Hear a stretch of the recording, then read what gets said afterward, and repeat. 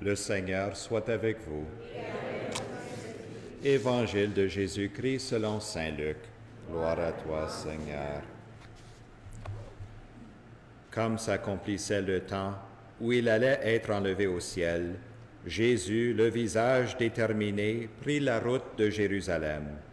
Il envoya en avant de lui des messagers. Ceux-ci se mirent en route et entrèrent dans un village de Samaritains pour préparer sa venue. Mais on refusa de le recevoir, parce qu'il se dirigeait vers Jérusalem. Voyant cela, les disciples Jacques et Jean dirent, « Seigneur, veux-tu que nous ordonnions qu'un feu tombe du ciel et les détruise? » Mais Jésus, se retournant, les réprimanda, puis ils partirent pour un autre village. En cours de route, un homme dit à Jésus, « Je te suivrai partout où tu iras. » Jésus lui déclara, « Les renards ont des terriers, les oiseaux du ciel ont des nids, mais le Fils de l'homme n'a pas d'endroit où reposer la tête. » Il dit à un autre, « Suis-moi. » L'homme répondit, « Seigneur, permets-moi d'aller d'abord enterrer mon Père. » Mais Jésus répliqua, « Laisse les morts enterrer leurs morts. Toi, pars et annonce le règne de Dieu. » Un autre encore lui dit, « Je te suivrai, Seigneur, mais laisse-moi d'abord faire mes adieux aux gens de ma maison. » Jésus lui répondit, « Quiconque met la main à la charrue, puis regarde en arrière, n'est pas fait pour le royaume de Dieu. » Acclamons la parole de Dieu.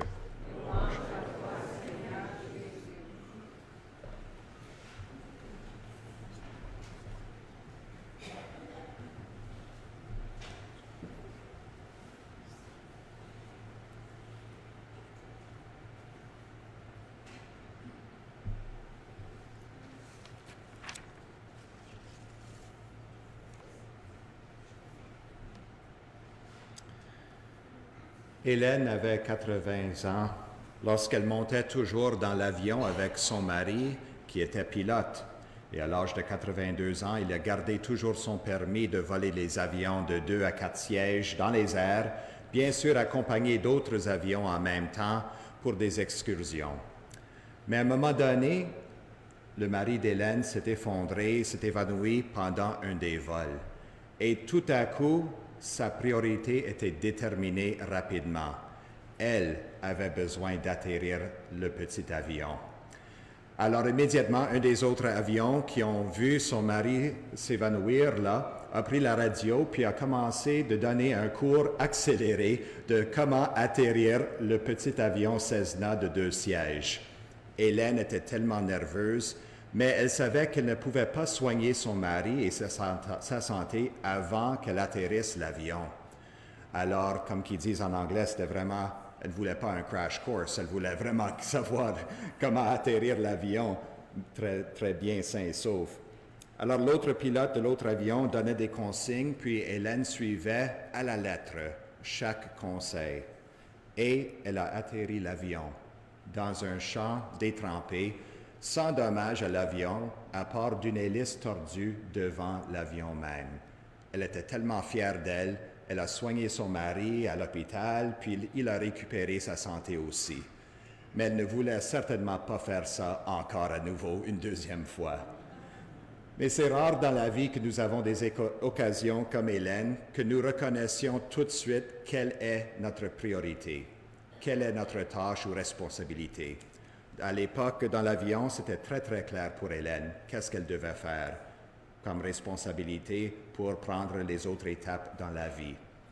Mais parfois, on a besoin dans notre vie spirituelle des occasions que le Seigneur Jésus nous provoque à prendre une décision à nouveau de le suivre.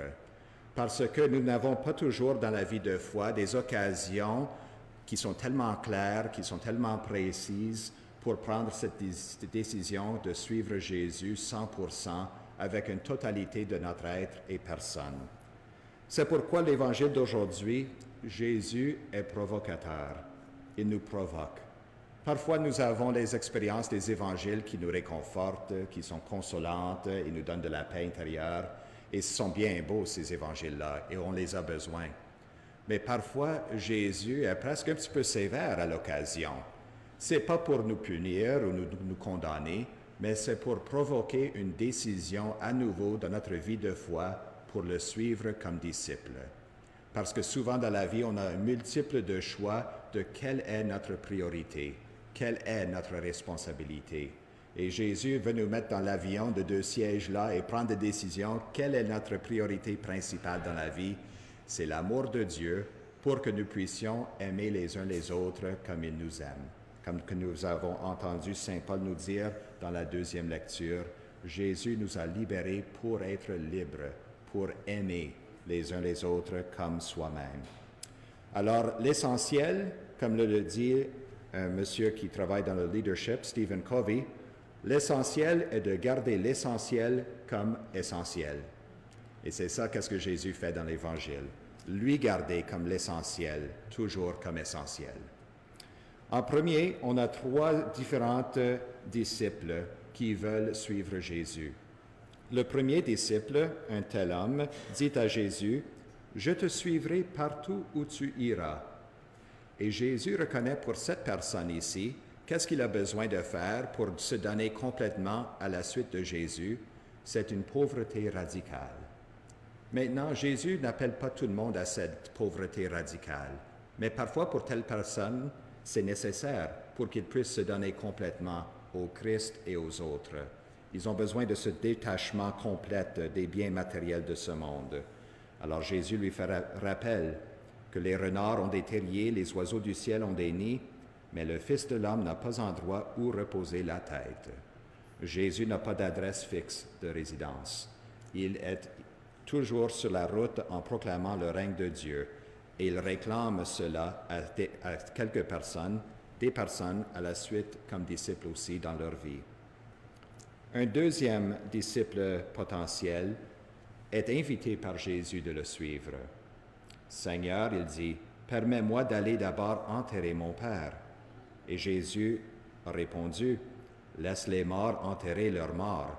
Toi, pars et annonce le règne de Dieu. » Ça paraît un petit peu sévère que Jésus demande cela. Mais ici, en plus que disant qu'il y a une priorité qui est le règne de Dieu qui dépasse même nos liens familiaux, Jésus ici est en train de se révéler comme Dieu lui-même. Les Juifs prenaient soin de leurs parents parce que c'était un des commandements de Dieu, un des 10 commandements, d'honorer ton père et ta mère. Alors la seule personne qui peut dépasser ce commandement et exiger quelque chose de plus de quelqu'un, c'est seulement Dieu lui-même. Alors si Jésus est Dieu, maître de la vie. Il est capable de même ressusciter les morts et donner la vie éternelle. Alors Jésus ici est en train d'enseigner ce disciple ici qui il est. Il est Dieu lui-même, l'auteur des commandements. Et lorsqu'on aime Dieu, en premier, par-dessus tout, comme notre première priorité et responsabilité, nous sommes capables de mieux aimer nos parents, nos enfants, nos frères et sœurs et nos proches aussi. C'est ça la révélation pour ce disciple. En troisième lieu, il y a un autre qui dit « Je te suivrai, Seigneur, mais laisse-moi d'abord faire mes adieux aux gens de ma maison. » Et Jésus lui répondit « Quiconque met la main à la charrue, puis regarde en arrière, n'est pas fait pour le royaume de Dieu. » Nous avons ici un écho de la première lecture, l'appel du prophète Élisée. Élie, qui est un prophète, donne permission à Élisée d'aller dire ses adieux à sa famille et à sa maison avant de suivre Élie. Mais Jésus est plus grand qu'Élie. Il est plus grand qu'un prophète. Il est Dieu. Alors, il demande que la personne le suive tout de suite à l'appel et à l'annonce de l'Évangile pour le royaume de Dieu. Et il utilise l'image de la charrue du temps de Jésus. À l'époque de Jésus, les charrues n'avaient pas 2 manches pour suivre les bœufs ou les chevaux. Ils avaient une seule manche. Et souvent, le fermier, l'agriculteur, avait la main gauche sur la manche de la charrue, regardait entre les jambes des bœufs ou des chevaux pour labourer la terre et le sillage. Ce n'était pas la meilleure vue au monde, mais c'était nécessaire en fin de compte. Et il avait la main droite sur l'attelure des bœufs, des chevaux, pour guider le joug qui tenait les 2 chevaux, les 2 bœufs ensemble. Alors ça prenait de la dextérité, de la force, de l'attention 100% sur sa tâche propre. Si le fermier avait de l'aise avec la main gauche ou main droite, tout tombait à l'eau. S'il regardait en arrière ou à côté même, il y aurait de la misère à labourer et compléter sa tâche dans le champ. Ça prenait 100% d'énergie, de mentalité aussi, visée sur la tâche devant lui pour accomplir la tâche. Et c'est ça l'image que Jésus crée pour nous comme ses disciples. Alors pour nous, souvent, la tentation n'est pas toujours entre le bien et le mal, entre le péché et une vertu ou une valeur. Souvent, le conflit de nos choix devant nous sont entre quelque chose de bien et quelque chose de meilleur. Et souvent, nous avons la tentation de toujours juste choisir le bien parce que c'est moins exigeant, plus facile, immédiate, entre les 2 choix de 2 bonnes choses ou 2 bonnes personnes. Jésus nous enseigne aujourd'hui de choisir le meilleur, qui n'est pas une chose, c'est une personne, c'est Jésus lui-même. Alors, lorsque nous commencions nos temps de vacances d'été, lorsque nous avons des choix devant nous, choisissons Jésus. Si nous avons un choix entre Jésus et quelque chose d'autre, ou quelqu'un d'autre et Jésus, si on choisit Jésus, nous sommes capables toujours d'aimer l'autre personne ou l'autre chose encore mieux. Il est le meilleur choix et il nous appelle à le suivre à nouveau en nous provoquant une nouvelle décision aujourd'hui.